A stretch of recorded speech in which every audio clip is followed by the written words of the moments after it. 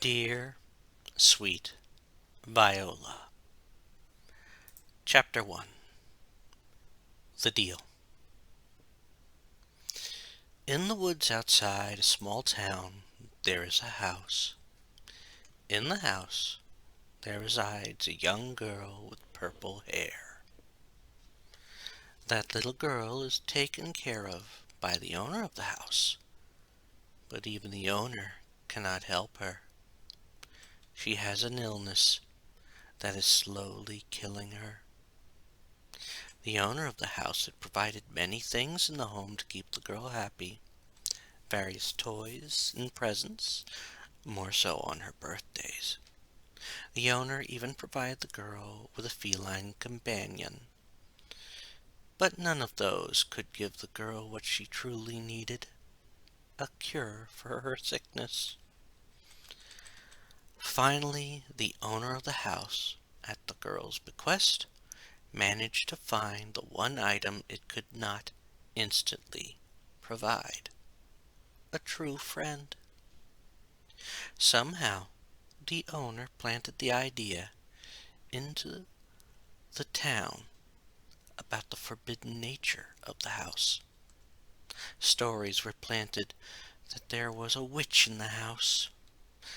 Knowing the nature of children, especially those who the purple-haired girl claimed were friends, and their own curiosity, there would be some who would make their way to the house in the woods.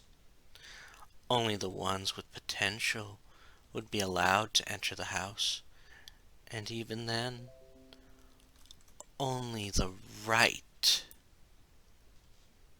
one would be that true friend. As it turned out, the right one was a young blonde girl. She had made her way into the house and was even allowed to find the purple-haired girl. On many occasions, the blonde girl visited the purple-haired girl. Over the course of those visits, the blonde girl learned of the illness that had consumed the purple-haired girl. She managed to bring medicines to try to help the girl. Unfortunately, those medicines had not helped the girl. The sickness had no cure. There was a way, however, to survive the sickness. The owner of the house knew it and had already prepared to do it. It required a special thing be done, and it had to be done willingly. So some deception was required on the part of the purple-haired girl. The purple-haired girl had discussed an idea a few times before with the blonde girl. It was a way for her to enjoy being without pain for a day. And the blonde girl had thought about it a few times without giving an answer. Today, it needed to be mentioned again, since she was sure she did not have much time left. She spoke to the blonde girl from the bed she was now confined to, careful not to look at her, and controlled the pain in her voice. "Remember when I asked you my favor?" The blonde girl nodded and responded, "I do. I still don't know if I should do it. You did say it was risky." The purple-haired girl remembered that what she wanted to do was risky, and if done improperly, would kill both of them. The purple-haired girl knew what had to be done and felt confident. Being so close to death was an excellent motivator. The purple-haired girl kept from looking at her friend and took her friend's hand. "You did promise to grant me this favor. It will only be for a day, and my time is short. I've already lost most of my eyesight to this sickness." It was a half-truth, but her friend didn't need to know that. Finally, the blonde-haired girl nodded, feeling concerned for her dying friend. At least it would give her friend a day of pain-free happiness.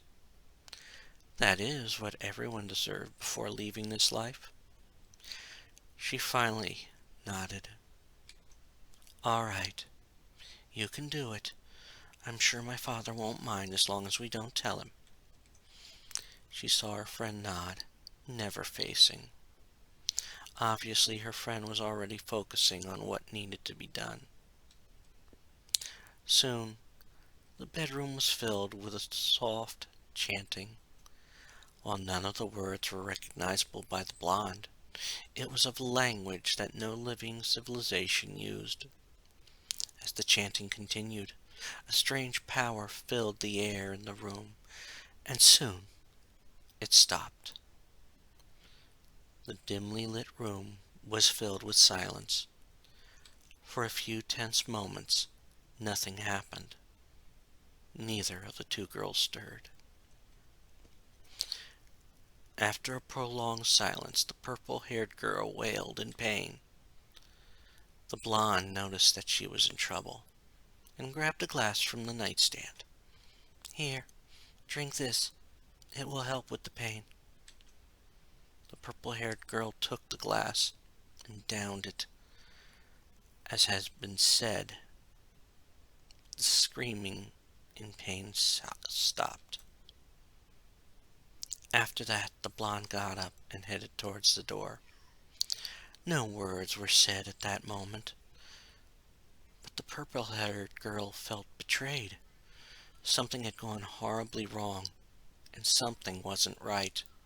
She tried to call out to her friend, but she had hardly any voice, let alone make coherent sounds. She needed help. At that moment, the purple-haired girl realized she did have help. She had the help of the owner of the house. She could sense the blonde girl making her way to the front door, tearing a piece of paper in half. The purple-haired girl knew if she let the blonde leave, she would never return. She then willed the house to stop her, but it was too late. The blonde had left the house. She quickly realized that the blonde had not left the grounds yet. It would take her passing the rose bushes before she could leave. She commanded the house, through the link she had with the house, to put the blonde into a deep sleep. It would give her time to figure out how to make things right, and figure out what had gone wrong. As the purple-haired girl thought that, the blonde had just reached a tree stump in the yard. At that moment she felt tired and started to collapse into some nearby flowers. As she did so, she couldn't fathom why she was so tired, but she was certain it wasn't natural. After all this time, she knew the feel of supernatural powers. One would think this odd, but no one ever thought of anything like that about the blonde. She was a good girl. A shame now that she would make her father worry so much.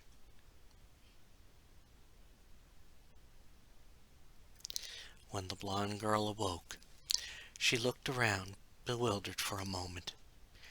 She had remembered leaving the house, and when she looked back towards it, a small rose bush was in the way. She then looked at the paper that was in her hand. It had been ripped in half, but the part she had was enough to make her worry. It had been from her father. Mind if you go to her house, but just stay away from the forest. Hope to see you home soon. Dad.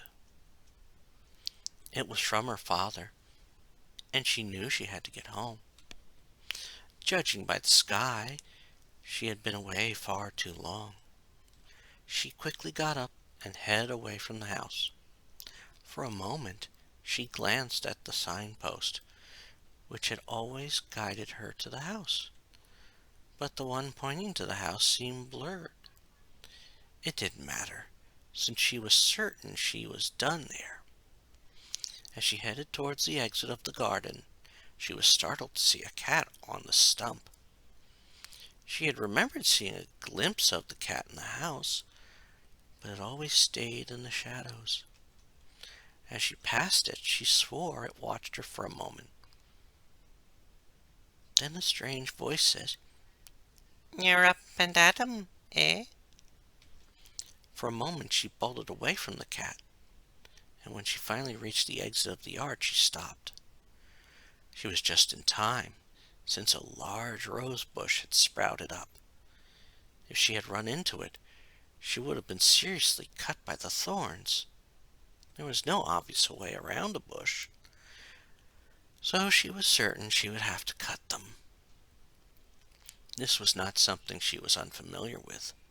She had gone with her father a few times when he hunted for food, and when they got to thick brambles, she had learned to cut through them using her father's machete.